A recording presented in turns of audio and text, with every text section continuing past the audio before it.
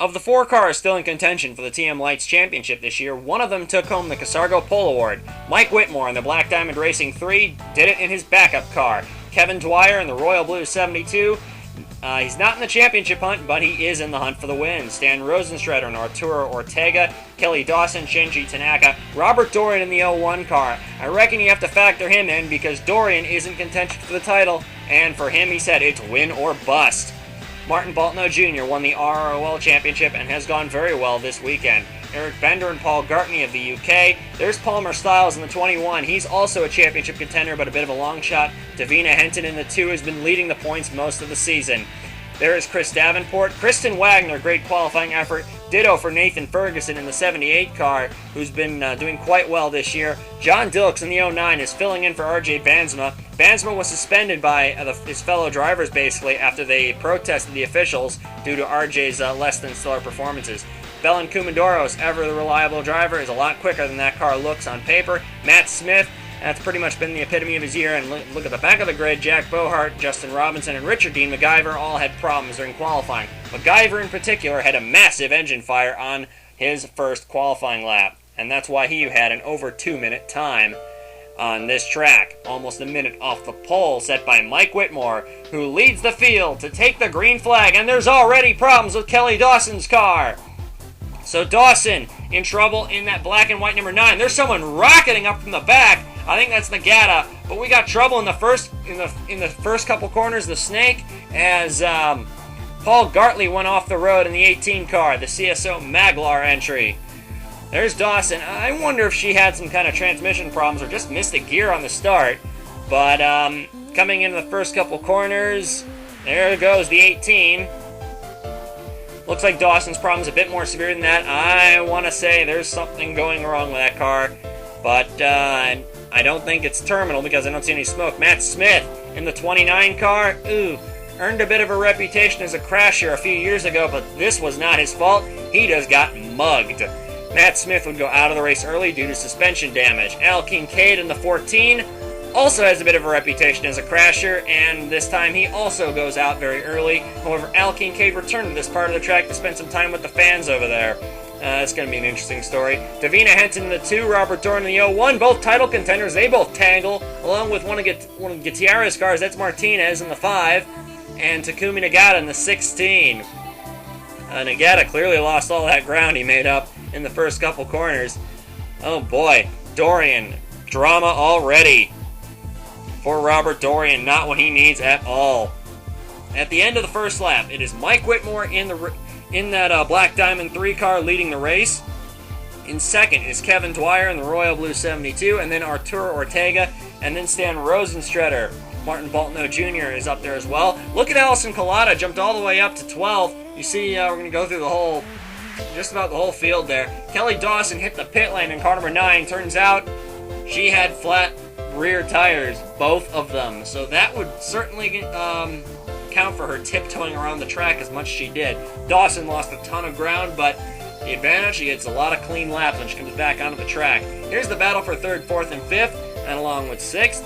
There you see Ortega in the 8. Martin Baltno Jr., last year's RROL champ. Stan Rosenstrutter in the 17 car was booted out of a Master Cup drive very early in the year. However, Rosenstrutter is trying to earn his way into one by putting on a great show so far in this 17 car. Rosenstrutter won a race earlier in the year. However, ever since then he hasn't looked on top form. Rosenstrutter has won this championship before. Palmer Stiles in car number 21. He's the only owner-driver in contention for the title. He's doing a fantastic job this year with a team that really was running at the back of the field most of the time. Palmer using some of his savvy here at Decatur in hopes of trying to make up about 49 points in one race. It's going to be a tall order, and he might need some help to do so. But there's contact there! Stiles off already with Shinji Tanaka, so he's going to need even more help if he's going to win the championship at this rate, because Shinji Tanaka and Stan Rosenstrutter got together. Palmer's going to get it back on track, but oh boy, his championship hopes just took a huge hit. Because Stiles, I think, was sort of hoping that something would go wrong with Mike Whitmore's car, because Dorian and Henton are currently way in the back of the field. And if you're going to have a problem, you don't want it to happen early when the field is still bunched up together. You'd rather it happen late in the race so that when you recover, you lose fewer spots. And clearly, Shinji Tanaka and Stan Rosenstrutter both ran out of patience. It looks like Tanaka ran Rosenstrutter off the course, and Rosenstrutter said, hey, I need to make this corner. Divina Henton, all the way back in 32nd, gets a little bit of a rough treatment by Palmer Stiles in the 21 car. Stiles really going hard, trying to force his way back through the field, but Henton's going even further backwards. What's going on here? Divina Henton not on top form at all. We have not seen this from Henton all season. She has been completely flawless, has finished every lap. Forget every race, but every lap so far this season. Been the only driver to do that. Kevin Dwyer is going to take the lead from Mike Whitmore as Whitmore tastes the snake, gets on the curbs, loses a bit of control. Kevin Dwyer says thank you very much. So they go down the George Strait. And here he is, Kevin Dwyer, the Royal Blue 72, so much associated with his famous father, Benny Dwyer, the 6-time Master Cup champ. Kevin Dwyer now eats the snake chicane, gets bitten by the snake, I should say. And Mike Whitmore is now, they're bump drafting down into 3. Look at this. I've never seen that before here at Decatur. They've been bump drafting and they're almost doing it through the corners as well. You seldom see that, even at Talladega, because the noses and the rear bumpers of these cars don't line up properly.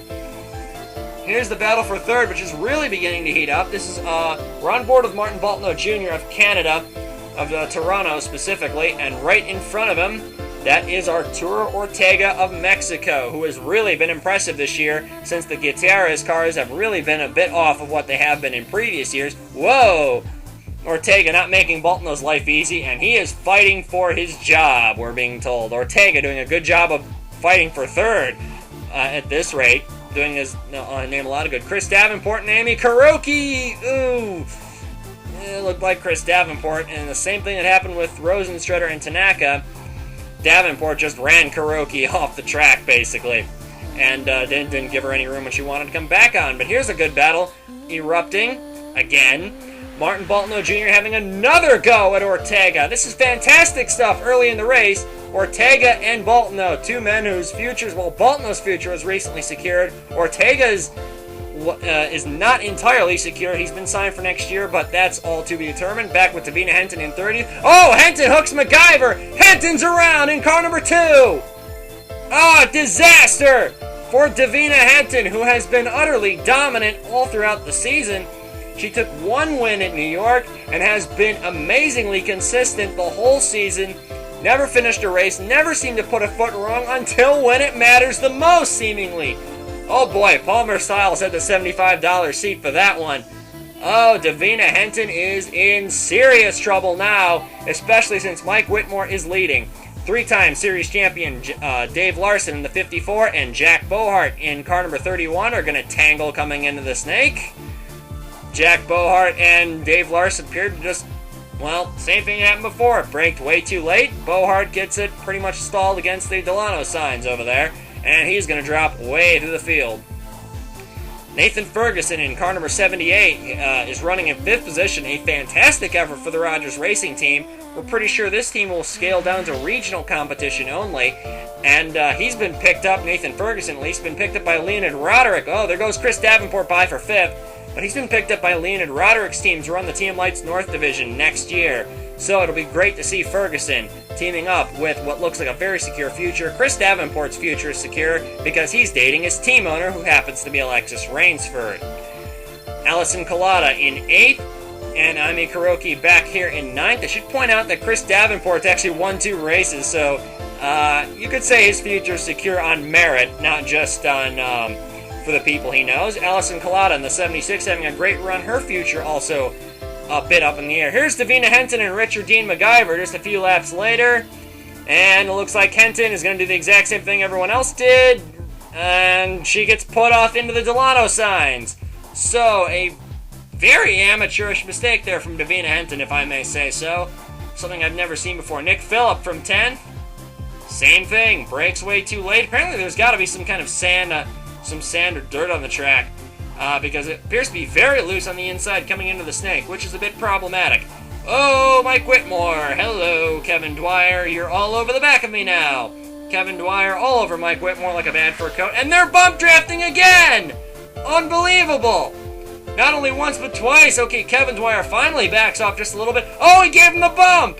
That's the bump and run that his father would always do here at this same track, and at many others that irritated many of his fellow drivers. Oh boy. And there is Ortega and Boltno still going at it, but it looks like Boltno just backing off a little bit. Martin Boltno has a bit of a road racing background, and he's going to back off a little bit and then get a run. Here's Roger Kendall, the Australian driver, Robert Dorian's teammate at the RWR team. Of course, this team is owned by Tom Richter, and they will be, of course, the Gessler team in the Master Cup Series next year, so which means that Roger Kendall will drive a Gessler in this series next year. First round of pit stops, Kevin Dwyer leads the field in with Mike Whitmore in second. Ortega, don't spin on the grass, that'd be awfully embarrassing.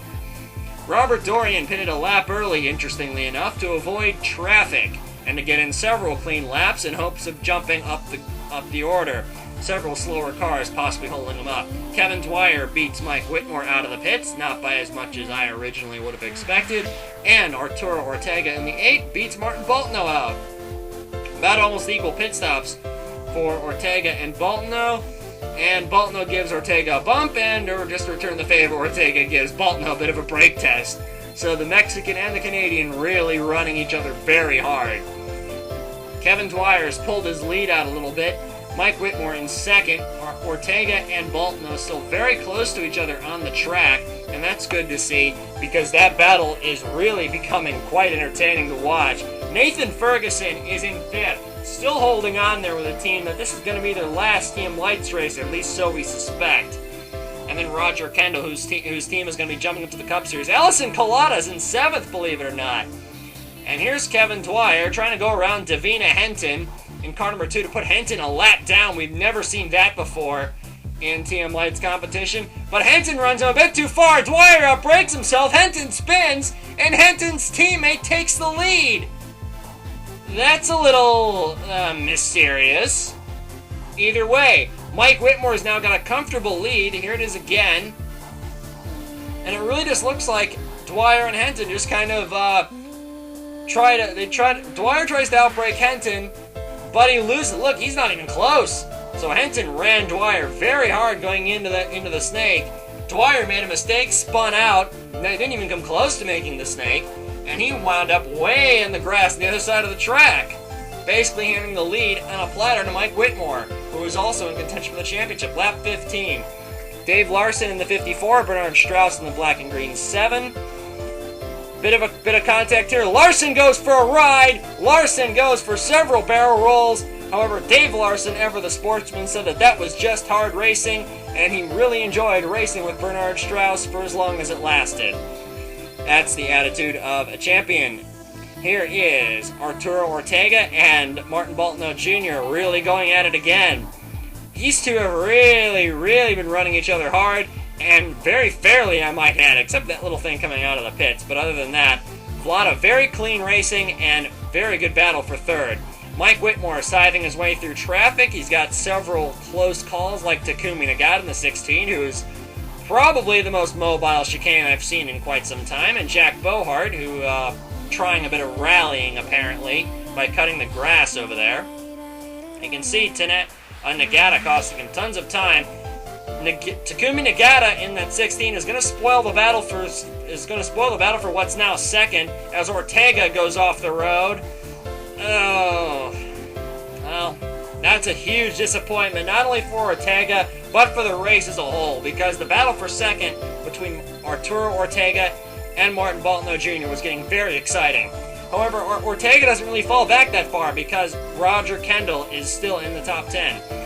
Kristen Wagner in 9th, Raul Bianchi in the 1 car 10th, Chris Davenport in the 27 car back there is in 11th, and Robert Dorian is in 12th. Strategy has apparently worked. Trying to get around the lapped car of Richard Dean MacGyver. Not really a huge surprise to see Richard Dean MacGyver off the pace. On board with Dorian going up the hill, up to the garbage dump corners. Dorian has been very strong here all weekend, and that's showing because he's been able to charge his way through the field and make the most out of his strategy. And, whoa, a little contact almost with Chris Davenport.